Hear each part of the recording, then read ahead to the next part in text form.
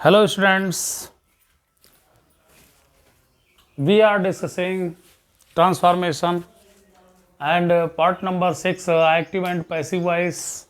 हम लोग active and passive voice पढ़ रहे हैं और आप सभी को सुप्रभात, नमस्कार दोस्तों। आइए, कल हम लोगों ने प्रेजेंट इंडेफिनिट टेंस के एक्टिव एंड पैसिव वॉइस पढ़े थे। आज प्रेजेंट कंटिन्यूअस टेंस पढ़ेंगे। तो यहाँ पर स्ट्रक्चर पहले देखना है। एक्टिव वॉइस का स्ट्रक्चर है कि subject plus is are am plus main verb का फर्स्ट फॉर्म में plus ING plus object plus other word, full stop. Sentence assertive के लिए है रोल। तो यहाँ पर पैसिव वॉइस में जो ऑब्जेक्ट होगा सब्जेक्ट के स्थान पर होगा, और सब्जेक्ट अगर जो बनाया गया है पैसिव वॉइस का, अगर सिंगुलर है तो इज, प्लूरल है तो आर, और सब्जेक्ट आई बनता है तो एम का प्रयोग करेंगे। और उसके साथ साथ पैसिव वॉइस में बीइंग शब्द का प्रयोग करके क्रिया का थर्ड फॉर्म लिखेंगे, प्लस बाई का प्रयोग करके जो सब्जेक्ट होगा एक्टिव वॉइस का उसे ऑब्जेक्ट बना दिया जाएगा, और जो अन्य शब्द लिखे होंगे अदर वर्ड उन्हें लिख दिया जाएगा। यदि एक्टिव वॉइस में फुल स्टॉप है तो पैसिव वॉइस में भी फुल स्टॉप रहेगा।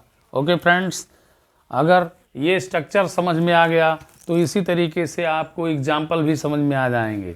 आइए हम लोग एग्जाम्पल पर चलते हैं। सी इज सिंगिंग अ सॉन्ग, वह गीत गा रही है। इज सिंगिंग है, वह गीत गा रही है, तो प्रेजेंट कंटीन्यूअस टेंस है। तो a song is being sung by her. A song object है, आपने सब्जेक्ट बना लिया। अ सॉन्ग सिंगुलर है, इज ही लगेगा। एक शब्द क्या लगाएंगे, बीइंग, क्योंकि इस आईएनजी को व्यवस्थित करना है तो बीइंग लिख दिया जाएगा। बी में आईएनजी जोड़ देंगे तो बीइंग हो जाएगा। और ये सिंग का संग थर्ड फॉर्म क्रिया का लिख देंगे बाई लगा करके। सी का ऑब्जेक्टिव केस हर। दूसरा सेंटेंस है they are not reading books, वह लोग पुस्तकों को नहीं पढ़ रहे हैं। तो books are not being read by them. Read का थर्ड फॉर्म रीड ही होता है। बहुत से ऐसे वर्ब होते हैं, मेन वर्ब होते हैं जिसके स्पेलिंग्स में कोई परिवर्तन नहीं होता है, फॉर्म में कोई परिवर्तन नहीं होता है। जैसे रीड का रीड ही लिखते हैं, कट का कट ही लिखते हैं, पुट है तो put put put, shirt shirt shirt, set set set. ऐसे बहुत से वर्ब हैं। वर्ब के चार्ट को और फॉर्म्स को मेरे विद्यार्थियों पढ़ते रहिए, और उन्हें जब आप 400 से 500 वर्ब को आप तैयार कर लेंगे, उनके फॉर्म को तैयार कर लेंगे, और फॉर्म्स के साथ साथ उनके अर्थ को तैयार कर लेंगे, स्पेलिंग्स तैयार कर लेंगे, तो समझ लीजिए बहुत अच्छे से आपको समझ में आएगा मेरे प्रिय छात्रों। तो ध्यान दीजिए, आप देख रहे हैं प्रेजेंट कंटीन्यूअस टेंस में यह रूल होगा। प्रेजेंट कंटीन्यूअस टेंस का एक्टिव वॉइस है तो इज आर एम भी पैसिव वॉइस में लगेगा, लेकिन एक शब्द क्या लग जाता है, बीइंग शब्द लग जाता है, और क्रिया का हमेशा थर्ड फॉर्म लिखते हैं, और सब्जेक्ट को ऑब्जेक्ट लिखने से पहले बाई शब्द का प्रयोग कर देते हैं। Okay, thanks. आगे देखते हैं कि हम लोग चलते हैं प्रेजेंट परफेक्ट टेंस में। हम लोग प्रेजेंट परफेक्ट टेंस को पढ़ने से पहले प्रेजेंट कंटीन्यूअस टेंस का इंट्रोगेटिव भी लेते हैं, जिससे अभ्यास हो जाएगा कि who are going to school, school कौन जा रहे हैं। यहाँ पर हु के साथ सिंगुलर और प्लूरल दोनों वर्ब का यूज होता है। अगर प्लूरल वर्ब यूज होता है तो संख्या अधिक होगा, और सिंगुलर वर्ब का यूज होता है तो संख्या सिंगुलर होगा, यानी एक होगा। तो who are going to school, कौन लोग स्कूल जा रहे हैं। तो यहाँ पर इंट्रोगेटिव सेंटेंस है, हु से स्टार्ट हुआ है, और जब भी एक्टिव वॉइस हु से स्टार्ट होगा तो पैसिव वॉइस में ध्यान दीजिएगा मेरे प्रिय छात्रों।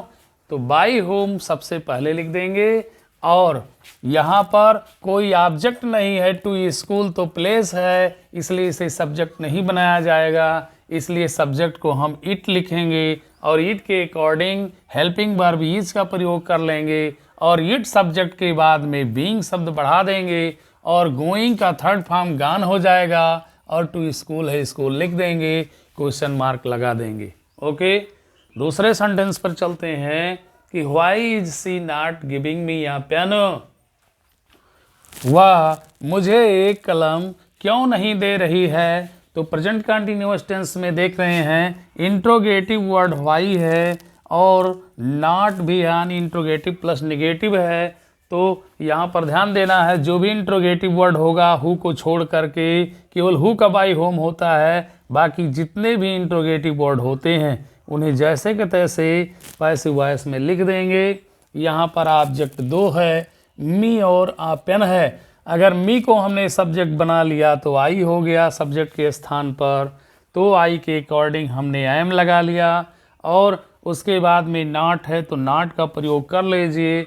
एक शब्द पैसिव वॉइस में बीइंग लिख दीजिए और गिविंग का थर्ड फॉर्म क्या हो जाएगा, गिवन हो जाएगा। आप पेन है तो आप ऑब्जेक्ट लिख लीजिए और उसके बाद बाई शब्द का प्रयोग करके सी सब्जेक्ट को ऑब्जेक्ट बना दीजिए, हर हो जाएगा। और एक्टिव वॉइस में इंट्रोगेटिव मार्क लगा हुआ है तो इंट्रोगेटिव मार्क पैसिव वॉइस में भी लगा देंगे।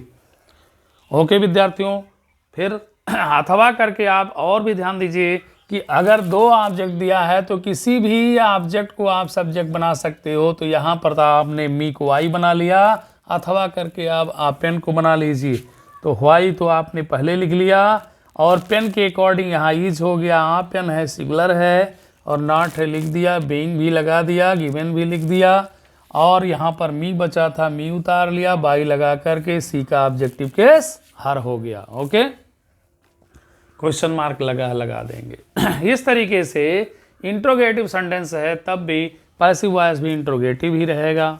ओके, अब हम लोग चलेंगे प्रेजेंट परफेक्ट टेंस में आगे। यहाँ पर प्रेजेंट परफेक्ट टेंस के हम लोग स्ट्रक्चर को पहले देखते हैं। एक्टिव वॉइस की स्ट्रक्चर है कि subject plus has, have plus main verb का third form plus object plus other word. अब फिर वही बात होती है, हमेशा ऐसा ही किया जाएगा कि ऑब्जेक्ट को क्या करेंगे, सब्जेक्ट बना लेंगे और इसी के अकॉर्डिंग सिंगुलर है तो हैज और प्लूरल है तो हैव का प्रयोग करेंगे, लेकिन बीन शब्द को जोड़ देंगे। और बीन शब्द को जोड़ने के बाद में क्रिया का थर्ड फॉर्म लिखा हुआ है, जैसे तैसे लिख देना है और उसके बाद में बाई शब्द का प्रयोग करके एक्टिव वॉइस के सब्जेक्ट को ऑब्जेक्ट बना करके लिख देंगे और जो भी अन्य शब्द होंगे, अदर वर्ड होंगे, उन्हें लिख देंगे। ओके, आइए हम लोग सेंटेंस लेते हैं एक छोटा सा कि Ram has done his work today. Ram अपना कार्य आज कर चुका है। यहाँ पर सब्जेक्ट राम है और राम सिंगुलर है, इसलिए हेल्पिंग वर्ब हैज़ लगा हुआ है। क्रिया का थर्ड फॉर्म डू का डन लिखा हुआ है। तो आइए देखते हैं, ऑब्जेक्ट हिज वर्क है तो हिज वर्क को आपने पैसिव वॉइस में क्या बना लिया, सब्जेक्ट बना लिया और वर्क भी सिंगुलर है इसलिए हैज़ ही लगाया गया, लेकिन बीन शब्द पैसिव वॉइस में आपने जोड़ दिया और क्रिया का थर्ड फॉर्म लिखा हुआ है, जैसे तैसे आपने लिख दिया। एक शब्द बाई लगा करके और सब्जेक्ट राम का राम लिख दिया, ये ऑब्जेक्ट बन गया। कोई नाउन होता है जैसे तैसे लिख देते हैं, लेकिन अगर प्रोनाउन है तो प्रोनाउन की ऑब्जेक्टिव केस लिख देते हैं। अन्य शब्द जो भी है, टुडे है तो टुडे लिख दीजिए, फुल स्टॉप लगा हुआ है तो फुल स्टॉप लगा दीजिए, पैसिव वॉइस बन गया। दूसरे सेंटेंस पर हम लोग चलते हैं कि लिखा हुआ है कि someone has killed my brothers, किसी ने मेरे भाइयों को जान से मार दिया है। तो यहाँ पर देख रहे हैं कि समवन किसी ने अज्ञात है। अब एक चीज़ और ध्यान देना है कि अगर समवन है सब्जेक्ट एक्टिव वॉइस का, एनी वन है, एनी बॉडी है, वन है या पीपल है, तो इस स्थिति में पैसिव वॉइस में इन्हें लिखने की कोई आवश्यकता नहीं होती है मेरे दोस्तों। यहाँ पर ऑब्जेक्ट माई ब्रदर्स है तो माई ब्रदर्स आपने सब्जेक्ट बना लिया और ब्रदर्स प्लूरल है तो आपने हैव लगा दिया और पैसिव वॉइस में बीन जोड़ दिया और किल थर्ड फॉर्म में जैसे तैसे आपने लिख दिया। अब बाई लगा करके समवन लिखने की कोई आवश्यकता नहीं है, फुल स्टॉप लगा देंगे। तो यह चीज़ ध्यान देना है प्रिय छात्रों कि जब एक्टिव वॉइस का सब्जेक्ट समवन हो, वन हो, एनी वन हो, समबॉडी हो, पीपल हो, तो इन्हें पैसिव वॉइस में लिखने की आवश्यकता नहीं होती है, ना तो बाई ही लगाएंगे। तो अब हम लोग चलते हैं कि प्रेजेंट परफेक्ट कंटीन्यूअस टेंस का पैसिव वॉइस तो बनता नहीं है, लेकिन एक बार निगेटिव और इंट्रोगेटिव भी समझ लेते हैं। इन्हीं में समझ लेते हैं कि जिस तरीके से यहाँ पर हैज है, अगर एक्टिव वॉइस नेगेटिव होता तो यहाँ पर नॉट लगा होता, और अगर यहाँ हैज़ नॉट होता तो यहाँ पर भी हैज़ के बाद में ही नॉट लगा दिया जाता और तब उसके बाद में बीन का प्रयोग किया जाता। अब इंट्रोगेटिव में भी वही स्थिति रहेगी कि अगर यहाँ पर हैज़ को पहले लिखा गया है तो पैसिव वॉइस में भी हैज़ को पहले लिख दिया जाएगा, बाकी नॉट बीन जहाँ पर है वहीं पर लिखा जाएगा, और अंत में क्वेश्चन मार्क एक्टिव वॉइस में लगा है तो पैसिव वॉइस में भी क्वेश्चन मार्क लगा देंगे। यदि कोई इंट्रोगेटिव वर्ड आता है किसी भी टेंस का एक्टिव वॉइस है तो पैसिव वॉइस में उसे जैसे का तैसे लिख ही देते हैं, उसमें किसी प्रकार का कोई दिक्कत नहीं होनी चाहिए। ओके, अब हम लोग चलेंगे। ध्यान देना है कि प्रेजेंट परफेक्ट कंटिन्यूअस टेंस का पैसिव वॉइस नहीं बनता है, क्योंकि हम लोग पहले ही पूर्व ही फर्स्ट पार्ट में ही इसमें सीख चुके हैं, यानी पार्ट नंबर एक्टिव पैसिव वाले में हम लोग सीख चुके हैं 6 में। तो अब हम लोग चलेंगे पास्ट इंडेफिनिट टेंस में। ओके, अब यहाँ पर पास्ट इंडेफिनिट टेंस का हम लोग पहले स्ट्रक्चर देखते हैं कि सब्जेक्ट अगर अफर्मेटिव सेंटेंस है तो सब्जेक्ट प्लस मेन वर्ब का second form plus object plus other word होता है। और फिर पैसिव वॉइस में क्या कर देंगे कि अगर क्रिया का सेकंड फॉर्म लगा हुआ है तो आपको पैसिव वॉइस में वाज वर्ब का प्रयोग करना होगा। तो आप तो यह जान ही चुके हैं कि ऑब्जेक्ट को सब्जेक्ट और सब्जेक्ट को ऑब्जेक्ट हमेशा पैसिव वॉइस में बनाते रहेंगे किसी भी टेंस का सेंटेंस है तो। लेकिन यहाँ पर अगर पास्ट इंडेफिनिट टेंस में क्रिया का सेकंड फॉर्म लगा हुआ है, आप देख रहे हैं अफर्मेटिव सेंटेंस है, तो अगर ऑब्जेक्ट को सब्जेक्ट बनाते हैं वो सिंगुलर है तो वाज और प्लूरल है तो वर का प्रयोग कर देंगे, और क्रिया का थर्ड फॉर्म सेकंड से थर्ड फॉर्म में बदल देंगे और बाई शब्द का प्रयोग करके सब्जेक्ट को ऑब्जेक्ट बना देंगे, और अदर वर्ड जो भी होंगे उन्हें लिख देंगे और फुल स्टॉप की जगह पर भी फुल स्टॉप का प्रयोग कर देंगे। ओके फ्रेंड्स, आइए हम लोग आगे ध्यान देते हैं दूसरे सेंटेंस पर। लिखा हुआ है कि मोहन्स फादर, ये सेंटेंस है, अभी तो आपने स्ट्रक्चर देखा, तो Mohan's father give me this book, Mohan के पिता मुझे यह पुस्तक दिए। गिव का गिव सेकेंड फॉर्म लिखा हुआ है, इसलिए ये पास्ट इंडेफिनिट में है, और इसका अर्थ यही होगा कि दिए, मोहन के पिता मुझे यह किताब दिए, या मोहन के पिता मुझे यह किताब देते थे। तो दिए या देते थे ये पास्ट इंडेफिनिट हो गया, गिव का गिव है। तो यहाँ पर ध्यान देना है कि दो ऑब्जेक्ट आए हुए हैं, मी और दिस बुक।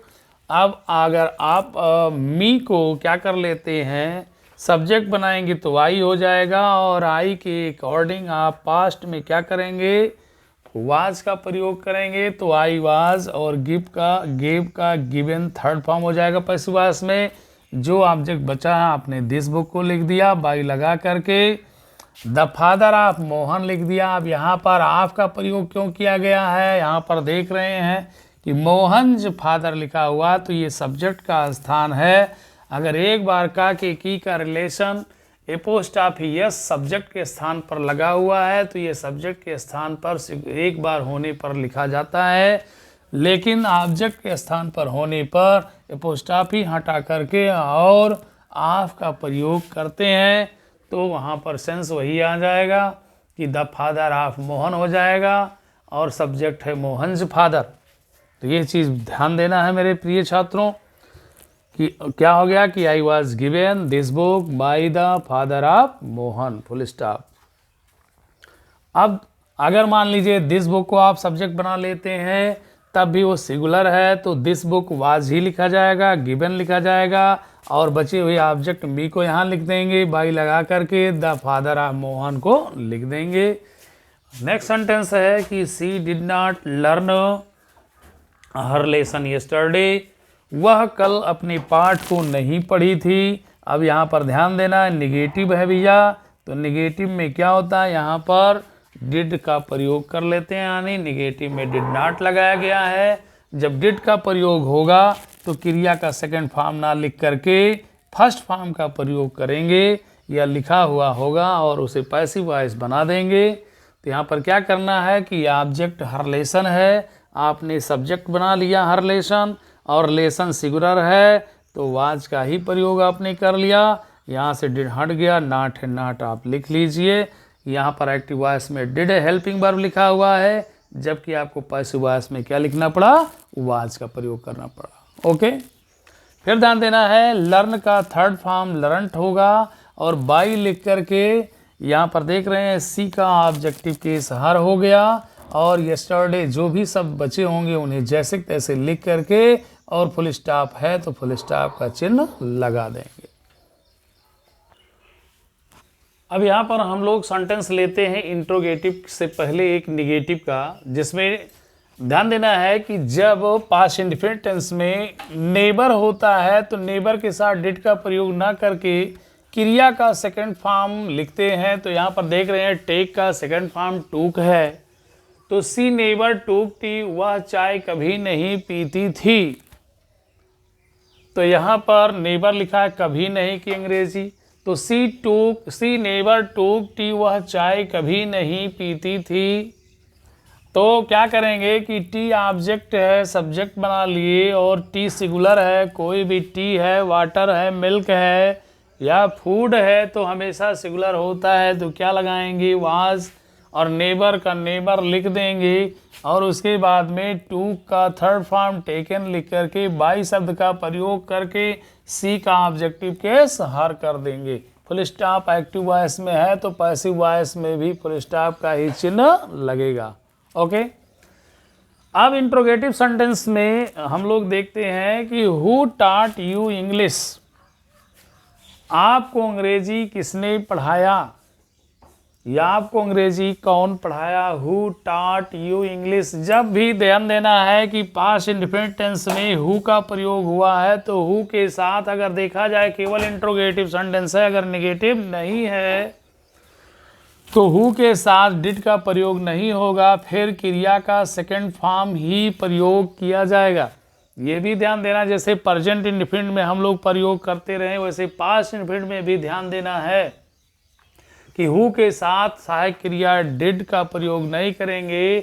हाँ, प्रयोग करते कब करते, जब यहाँ पर नेगेटिव इंट्रोगेटिव दोनों होता कि यहाँ पर डिड नॉट का प्रयोग हो जाता, हु डिड नॉट टीच हो जाता। जब डिड लगेगा तो क्रिया का फर्स्ट फॉर्म, और जब क्रिया सहायक क्रिया डिड का प्रयोग नहीं होगा तो मेन वर्ब सेकंड फॉर्म में लिखा जाएगा। तो हु टॉट यू इंग्लिश, यहाँ पर सेकंड फॉर्म में लिखा हुआ, हु के साथ में डिड का प्रयोग नहीं हुआ, लेकिन नेगेटिव होता तो डिड नॉट कर देते, और डिड नॉट होता तो टॉट नहीं टीच लिखा जाता। तो यहाँ पर ध्यान देना है कि हमेशा हु का आप ऑब्जेक्टिव केस क्या लिखेंगे, बाई होम, और उसके बाद में सब्जेक्ट आपने इंग्लिश को बनाया है यहाँ पर, तो इंग्लिश एक विषय का नाम है, सिंगुलर है, इसलिए आपने क्या लिख दिया, वाज पहले लिख दिया। अब उसके बाद में क्या करेंगे, क्रिया टाट का थर्ड फॉर्म भी टाट होता है, टीच टाट टाट, तो यहाँ पर आपने थर्ड फॉर्म का प्रयोग कर लिया टाट। उसके बाद में यू बचा हुआ है तो यू आप लिख लीजिए, और क्वेश्चन मार्क लगा है तो लगा दीजिए।